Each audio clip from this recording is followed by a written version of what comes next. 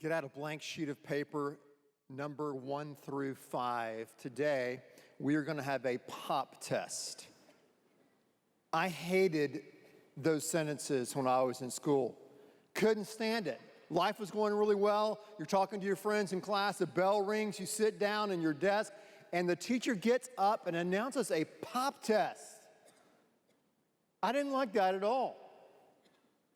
So today, I'm not going to give you a pop test. Don't worry.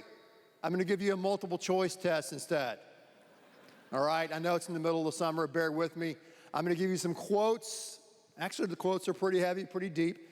And then you've got to guess who said these quotes, A, B, C, or D, and just kind of write it down in your mind, okay? If you want to write down a piece of paper, your answer, do that. Don't cheat. This is church, all right? So, here we go. It may be hard for some of us here. Here we go. I'll give you a quote, then you figure out who said it. I'm going to give you some options. Here we go. I am now the most miserable man living.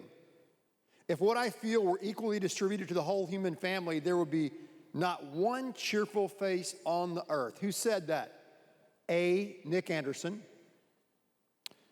B, you can look that up later. B, Richard Nixon. C, Bill Buckner. Baseball fan. D, Abraham Lincoln. Record your answer in your mind. Do not share it with your neighbor. Next quote. Jesus has a very special love for you, but as for me, the silence and the emptiness is so great that I look and do not see, listen and do not hear. Who said that? A, Bill Maher.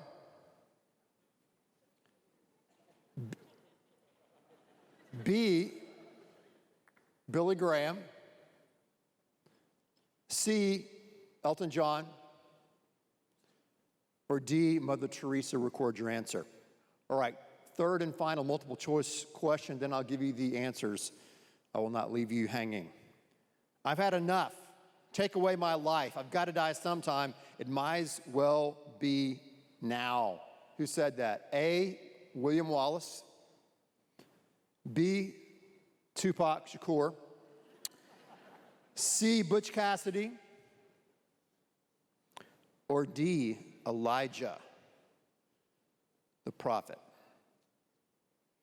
All right. The answer to all three multiple choice questions was the letter exactly right. D. D. Abraham Lincoln, Mother Teresa, and Elijah. Let's think about the implications of that just for a few moments. So, the greatest president in the history of our nation, the most influential person in the last century in the world, and the greatest prophet in the entire Old Testament who reappeared in the New Testament in the Transfiguration in Luke 11, all three of these influential people struggled and battled with depression. Depression. They felt so down, they felt so low that they did not want to carry on. And it doesn't matter who you are, where you're from, the title you have in front of your name or you don't have in front of your name. At some point in your life, the odds are great that you will go through and have to battle real deal depression. 1 in 4 Americans will battle with depression in their lifetime. Depression is pandemic in our society today. It affects all of us. The frustration, the feelings of loneliness, of misunderstanding, of heaviness, when all of life seems gray and fuzzy and out of focus. Depression.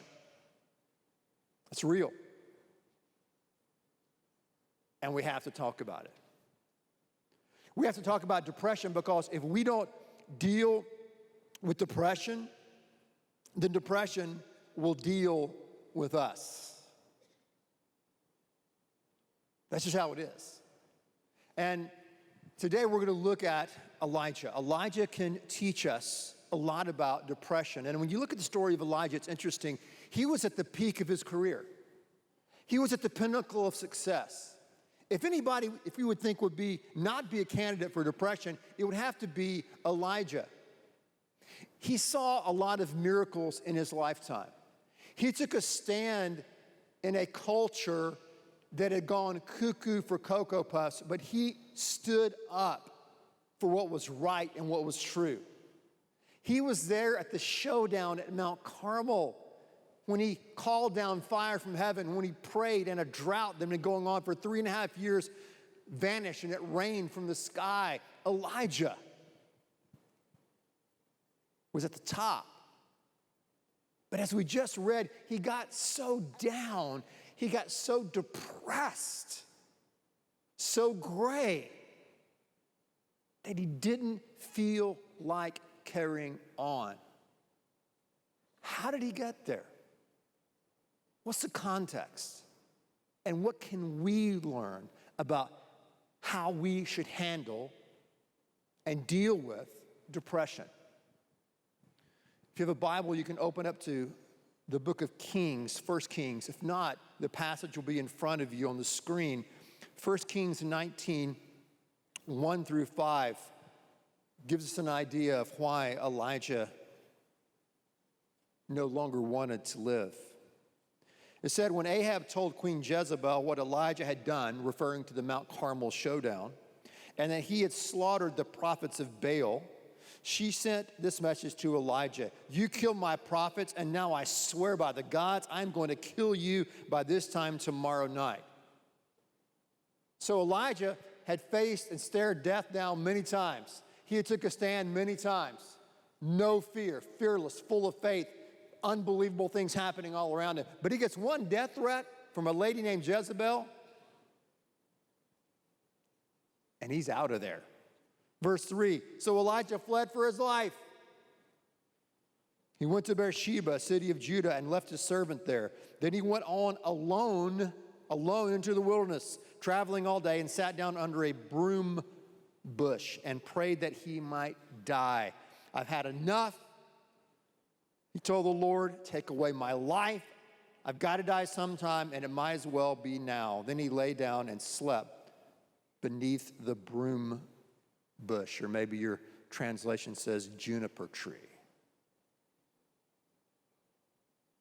One of the reasons I like the Bible, one of the reasons I believe the Bible is true, it's just so honest.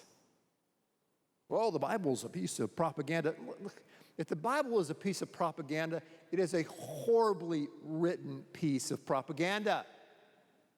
Why? Because all the heroes of the Bible, it shares all their faults, all their tough times, all their dark times, all their down times and depressing times.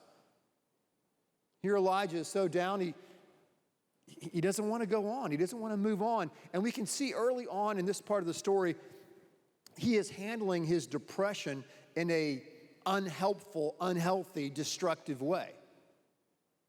A Harvard study was done years ago about how men handle depression. Not very well. Here's what the study said. It said, here's what men do. Rather than deal with depression, they will self-medicate to enliven dead feelings by drinking, drugging, womanizing, burying themselves in work, overeating, overspending. The researcher goes on to talk about radical isolation, pulling away from relationships, from intimacy, and pulling away from life itself. That's what Elijah was doing. Elijah left his servant alone. He went out into the wilderness alone. He isolates himself. And that's what happens many times when we're struggling with depression. We don't want to be around other people. We don't want to come to church. We don't want to do anything. We don't want to get out of bed, and we want to be alone, and we kind of start living inside of our minds and living inside of our heads and listening to the lies and listening to the shadow voices, and it gets us in a very dark, difficult place. happened to Abraham Lincoln, it happened to Mother Teresa, it happened to Elijah. It happens to a lot of us. So if you're taking notes, an ineffective strategy in dealing with depression is isolation. Isolation. Not telling anyone. And it's easy to do that in our culture. We can kind of skate along and smile and, text smiley faces back and forth and post thumbs up and all that jazz. But inside, we're hurting. And inside, we've been in this depression for a long time, and we're keeping it inside, and we're not telling anyone. Because when you isolate yourself, you start believing the lies that you're the only one, and you're not. So, if we're going to deal with depression in an effective way, and if you read anyone who works with people and on a clinical level or any other kind of level and people who are dealing with depression, they will say the first thing that we have to do is that we must ask for help. We must ask for help. We must pick up the phone and call someone. We must text a friend. We must do whatever it takes to get help. And depression many times is on a continuum. It's on a continuum. So some people who are dealing with depression, it's a biological and chemical imbalance. So you calling out for help, maybe you need to go see a doctor tomorrow. You need to go see a psychologist tomorrow. You need to figure out what is going on medically, biochemically. Others of us are simply going through a time of sadness and grief. Maybe that's depression, maybe it's not. But if you find yourself somewhere in between there where you can't move on, where all is dark, all is gloom, you don't want to carry on, life has lost its zest, you're withdrawing, then you need to ask someone for help. There are people here, there are people around you who you can reach out to get help. Don't isolate yourself. It doesn't work. And when you start reaching out for help, you'll discover that you're not alone. You're not alone in what you're going through. So let's see what happens next with Elijah. Let's see if he makes some positive steps in dealing with his depression. I read it before we go there. I saw an article or an interview with a guy who's speaking. His name was Jake, and he was talking about how in his 20s, he struggled mightily with depression. Mightily. But he kept it all inside. He didn't tell anyone. Didn't want to burden anybody. Didn't want to bother anybody. Didn't think they'd understand. It said until finally, he said he did the hardest thing in his life. He actually told someone else he was hurting. And he said the most difficult thing he ever did, which was asking for help, was the greatest thing he's ever did. So we can't ignore that counsel. We can't isolate ourselves. We have to get help. Let's see what Elijah does next. Look at verse 5. It says, he was sleeping, and an angel touched him and told him to get up and eat. He looked around and saw some bread baking on hot stones and a jar of water. So he ate and drank and lay down again. Then the angel of the Lord came to him and touched him and said, get up, eat some more, for there's a long journey ahead of you. So he got up and ate and drank, and the food gave him enough strength to travel 40 days. That's a long journey. 40 nights to Mount Horeb, the mountain of God. That's where God gave Moses the 10 Commandments. When he got there, he lived in a cave. But the Lord said to him, what are you doing here, Elijah? So Elijah here, we can see is making some progress. And the progress that he made in the right direction is that he got himself out from under that broom bush, that juniper tree. He got outside and he started walking. He started moving. But then, what did he do? Once he got to Mount Orb, once he got to this place, though he was struggling with depression, he thought, I've got a great idea. I'm struggling with depression. I think I'll go live in a cave. Probably not the best accommodations when you're dealing with depression would be a dark, lonely, cold, damp cave. I'm not a psychiatrist, but that does not sound like a good idea, a good plan. So Elijah, as I thought about this, I go, why did he do that? He took one step forward, getting outside, moving. Then he took 2 steps backwards by isolating himself in the cave. But I thought about life, and I thought about, once we're aware that we have a problem, or once we're aware that we have to deal with this depression, we have to ask for help, and then we start making a positive stride. It's just human nature, isn't it? To kind of go back and to isolate ourselves and to hide in the darkness of our own cave. That's what Elijah did. Made some strides, got outside, got some vitamin D, got his body moving, got some serotonin pumping in his brain. But then after that, he goes back into the cave. But I would say at least he gives us another healthy way, if you would, finally, of dealing with depression. And that is, if you're depressed and you're down, researchers tell you, you have to get outside. You have to move around outside. So we must move outside. It's critical. It's so easy in our society today to be buried inside of your phone. You just live there and just find yourself a dark cave somewhere and just live in your phone and live in a place of isolation, and you're always indoors and you're never outside and you're not moving. I know it's difficult when you're dealing with a dark moment, a dark season like Elijah was, to simply get out of bed sometimes, or simply to get off the couch, much less to reach for the door and go outside. But trust me, that's the right move to make. And I think about Jesus. When Jesus was here on earth, he walked a lot.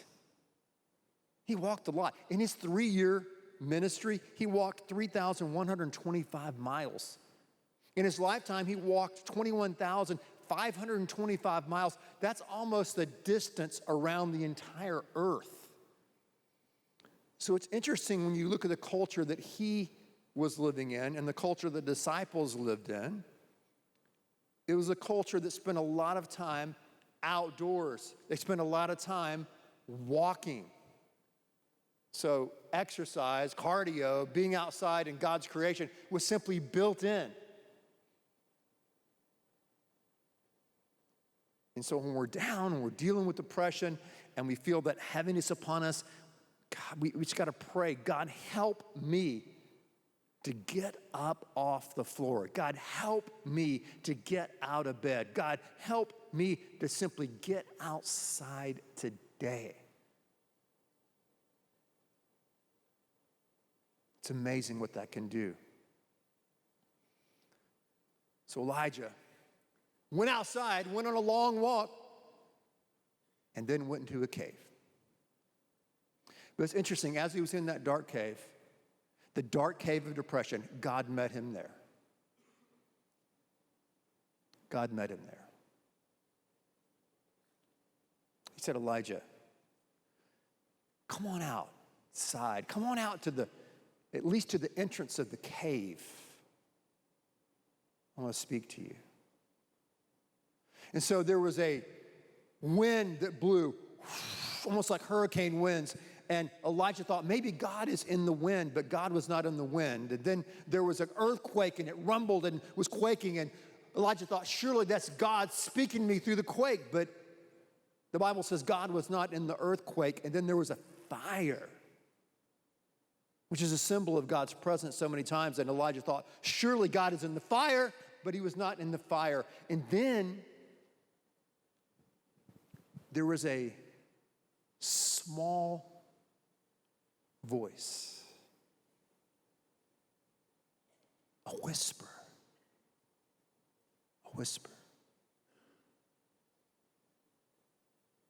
and it was the voice of God saying, Elijah,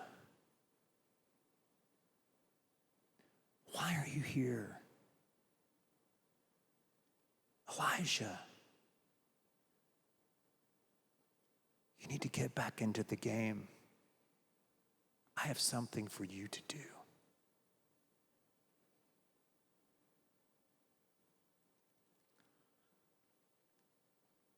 This is the gospel. This is the good news. You have the God of the universe, the creator God, who spoke the universe into existence with his voice, with his word, and he meets Elijah in the dark cave of depression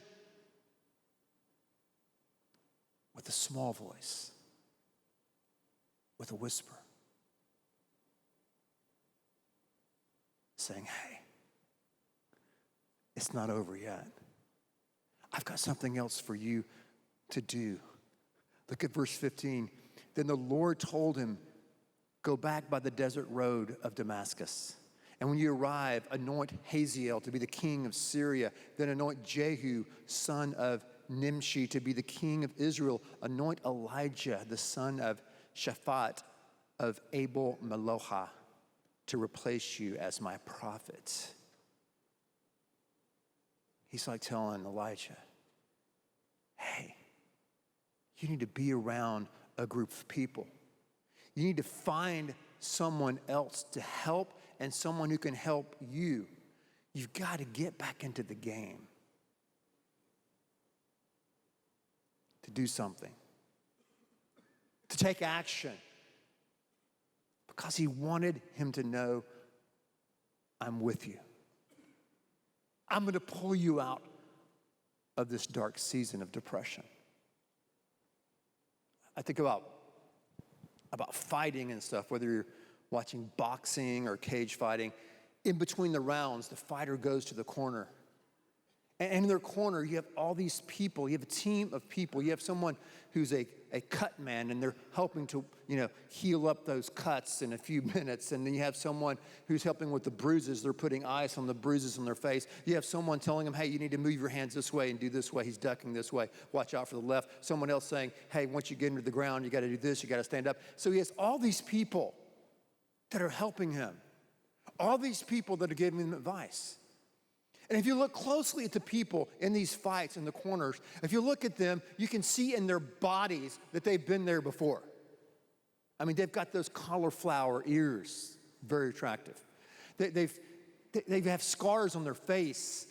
They have those flat nose because they've been broken so many times and punched in the face. So that fighter knows the people that are giving him advice and counsel about how to move forward and how to move on have been there and done that. And we have to find that corner. We have to find those people who have been through this, and they're seated all around you, who can help you make it through this season. Get back in the game. It's interesting when you look at depression and you look at the millions of people, millions and millions and millions of people who struggle with depression in our culture today. It's affected every single demographic, every major demographic, every major social group, racial group, educational group. It's affected everyone in our society except one that shows virtually zero sign in the last 100 years of what we would call depression.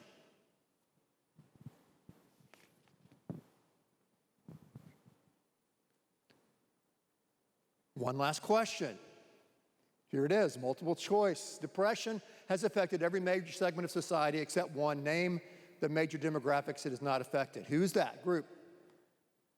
A, Republicans. B, Democrats. C, Hollywood celebrities. D, evangelical Christians. Or E, none of the above. Record your answer. The answer is E, none of the above. None of the above. The only major group that shows no signs of depression? The Amish. Yeah, the Amish. Why is that? Because they love barns and loathe buttons, They're married to their third cousin. Why? The Amish.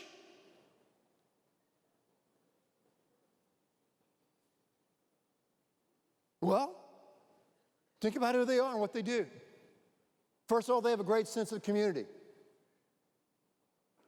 No one builds their own house. They build their houses and barns together in community. They have meals together with family and friends.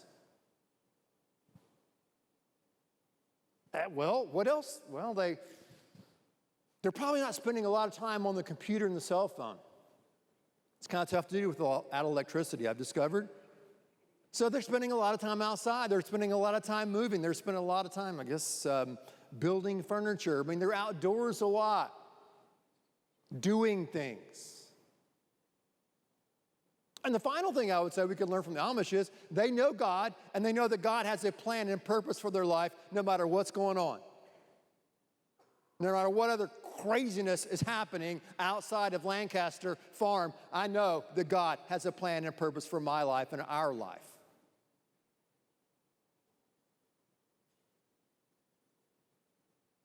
It's interesting, isn't it?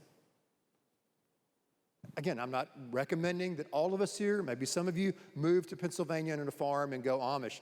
Probably can't get in anyway. I think you got to be born into it. But I think we can learn from them. There's some takeaways there about how to really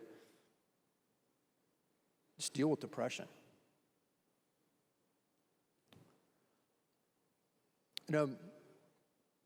I know that when you leave here today, if you go to lunch, one of the things you have for lunch is a side of preacher critique.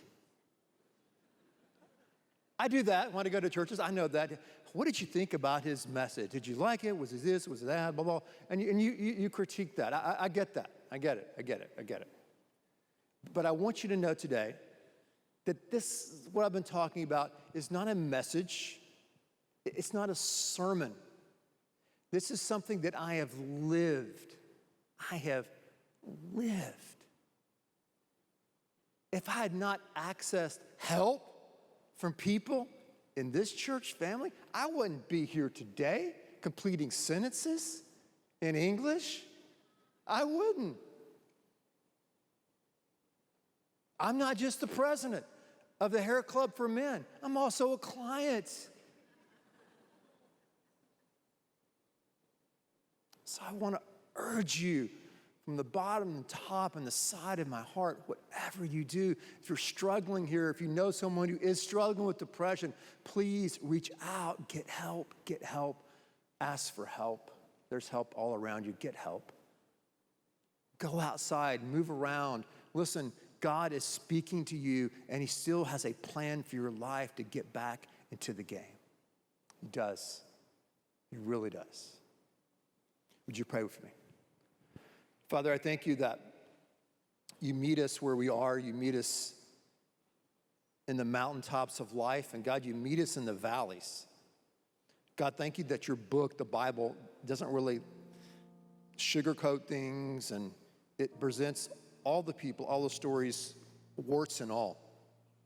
God, thank you that today that you're speaking a word to us about life, a word to us about light, and that you can bring us through difficult, challenging, heavy valleys like depression. God, I pray for those who are struggling there. God, may they reach out and get help today, soon.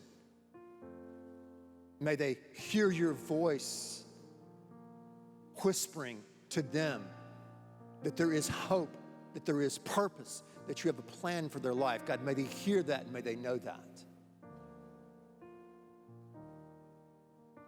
And Father, I thank you for this time of invitation, an opportunity you give us to respond to what you're doing here today. God, I know that you're drawing some people You're drawing them today to stand and to come down front